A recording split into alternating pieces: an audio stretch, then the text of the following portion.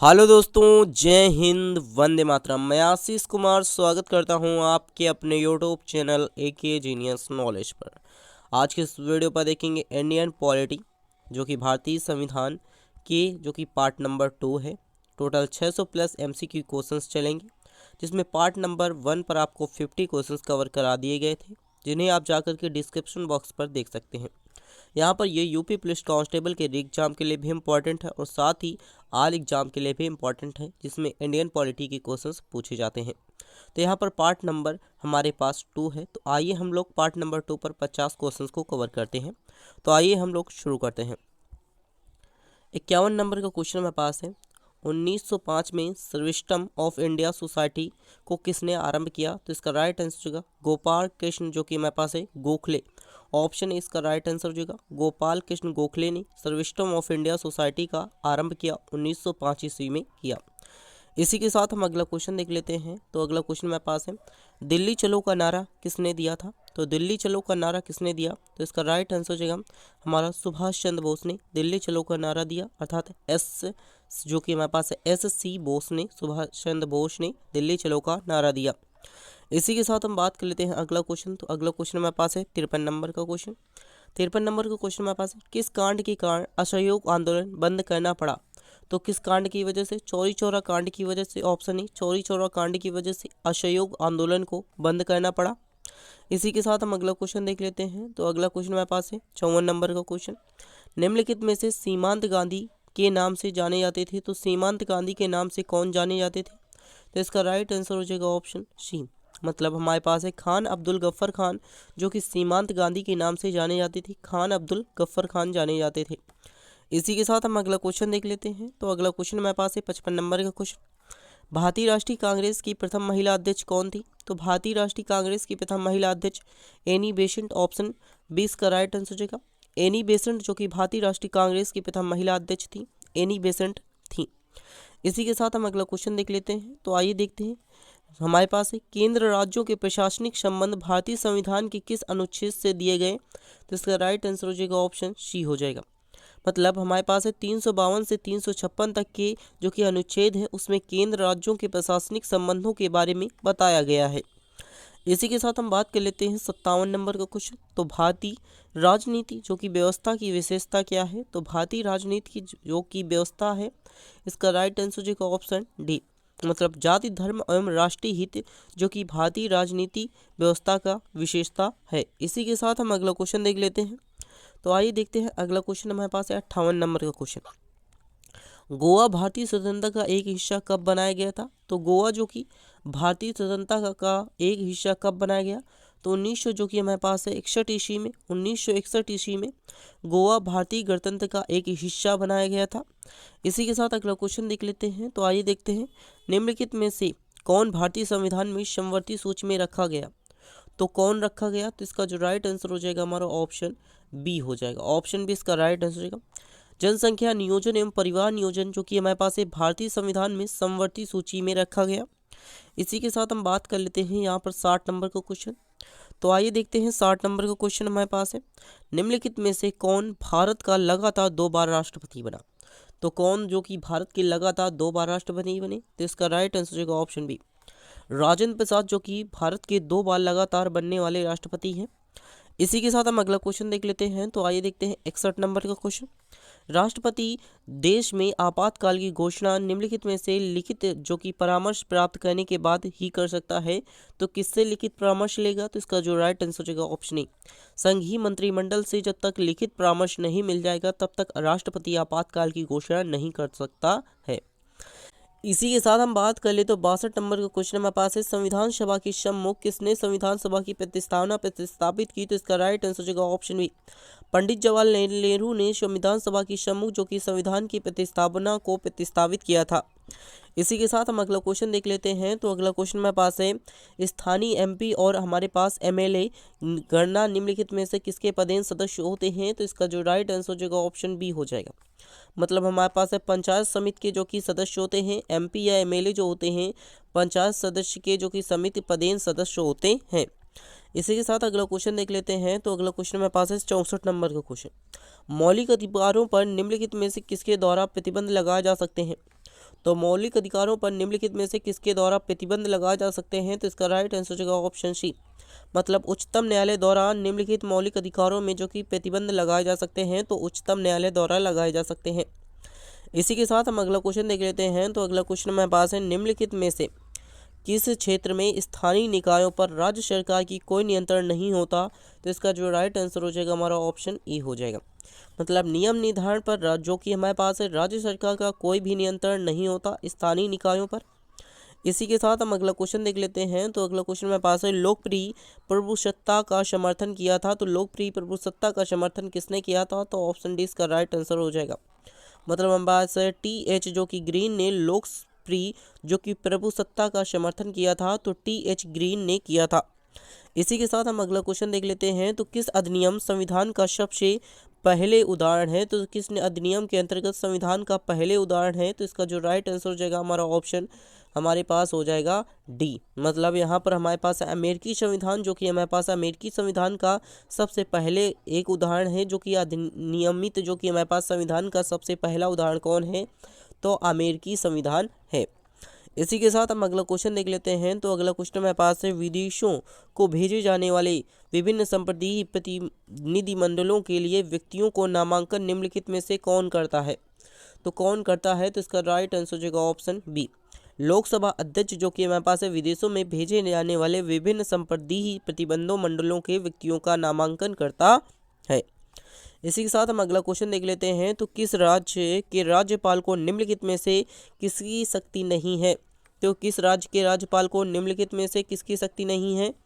तो इसका जो राइट आंसर हो जाएगा हमारा ऑप्शन बी हो जाएगा, ऑप्शन बी, मतलब हमारे पास है विधानसभा स्थगित करने की जो कि राज्यपाल को अनुमति नहीं होती है, अर्थात राज्यपाल के पास शक्ति नहीं होती है। इसी के साथ हम बात कर लेते हैं 70 नंबर का क्वेश्चन। तो आइए देखते हैं 70 नंबर का क्वेश्चन, निम्नलिखित में से उच्चतम न्यायालय की सबसे पहली महिला न्यायाधीश कौन थी? तो उच्चतम न्यायालय की सबसे पहली महिला न्यायाधीश जो कि मोस्ट इंपॉर्टेंट क्वेश्चन है, ऑप्शन है इसका राइट आंसर हो जाएगा सुनंदा भंडारी जो कि हमारे पास उच्चतम न्यायालय की पहली महिला न्यायाधीश थी।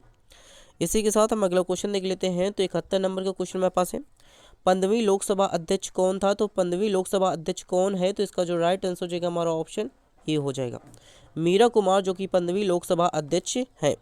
इसी के साथ हम अगला क्वेश्चन देख लेते हैं। तो 72 नंबर का क्वेश्चन मेरे पास है, भारत में वित्त आयोग के सदस्यों की नियुक्ति किसके द्वारा की जाती है? तो वित्त आयोग के सदस्यों की नियुक्ति किसके द्वारा की जाती है? तो ऑप्शन बी इसका राइट आंसर हो जाएगा, राष्ट्रपति द्वारा वित्त आयोग के सदस्यों की नियुक्ति की जाती है।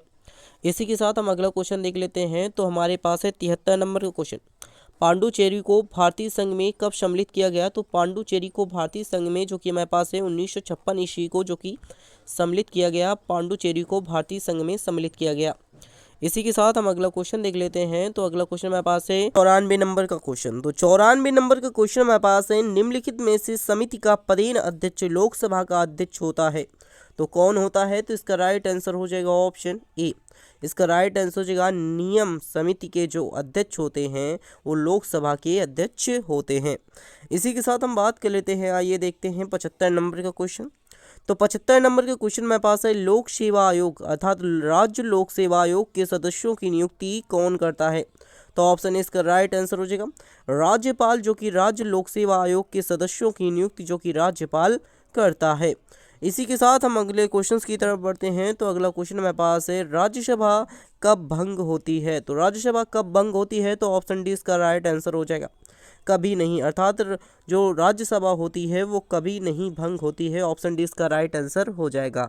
इसी के साथ हम आगे क्वेश्चंस की तरफ बढ़ते हैं। तो आइए देखते हैं आगे क्वेश्चन। 70 नंबर का क्वेश्चन हमारे पास है, भारत में मंत्रिपरिषद सामूहिक रूप से किसे के प्रति उत्तरदायी होता है? तो ऑप्शन बी ए इसका राइट आंसर हो जाएगा लोकसभा के प्रति, जो कि भारत के मंत्रिपरिषद सामूहिक रूप से किसके प्रति उत्तरदायी होते हैं?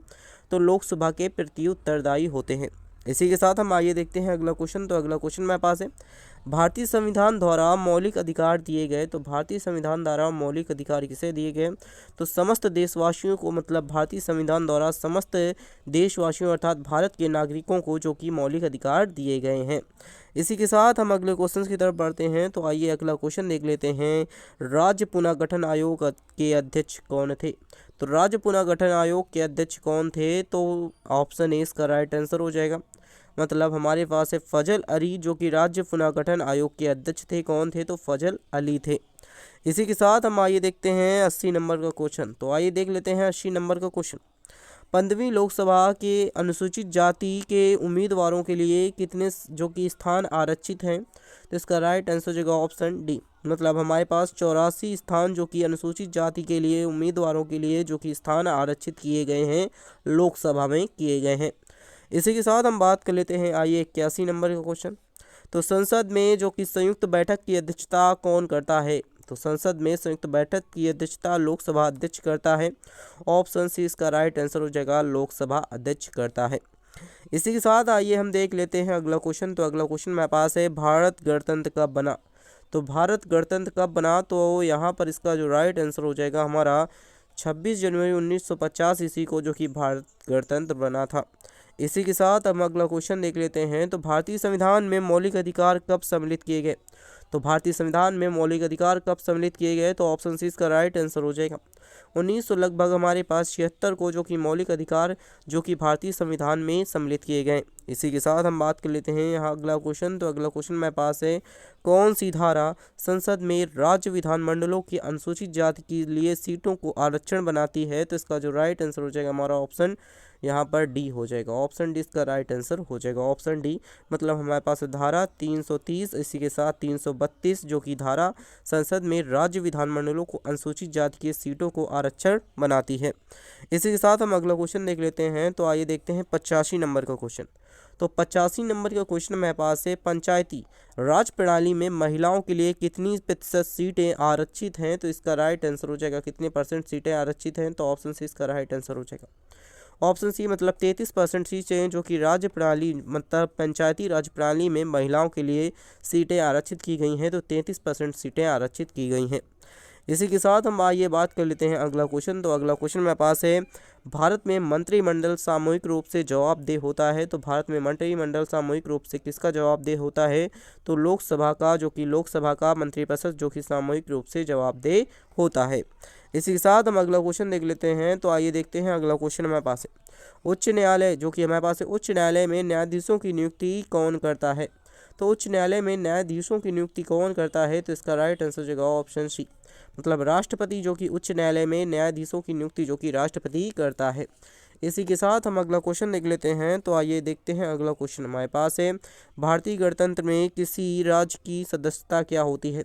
तो भारतीय गणतंत्र में किसी राज्य की सदस्यता क्या होती है? तो इसका राइट आंसर अनिवार्य होती है। अनिवार्य अर्थात भारतीय गणतंत्र में किसी राज्य की सदस्यता जो होती है वो अनिवार्य होती है। इसी के साथ हम अगला क्वेश्चन देख लेते हैं। तो अगला क्वेश्चन मेरे पास है, निम्नलिखित में से कौन सा राज्य घटक नहीं है? तो निम्नलिखित में से कौन सा राज्य घटक नहीं है? तो सत्ता जो कि हमारे पास है, सत्ता निम्नलिखित में से कौन सा जो कि राज्य का घटक नहीं है? तो सत्ता जो कि घटक नहीं है, अर्थात हमारे पास सत्ता जो कि घटक नहीं है। इसी के साथ हम बात कर लेते हैं, धर्मनिरपेक्ष राष्ट्र का अर्थ क्या होता है? तो धर्मनिरपेक्ष राष्ट्र का अर्थ होता है धर्म विरहित राष्ट्र, जो कि हमारे पास है धर्मनिरपेक्ष राष्ट्र का अर्थ होता है।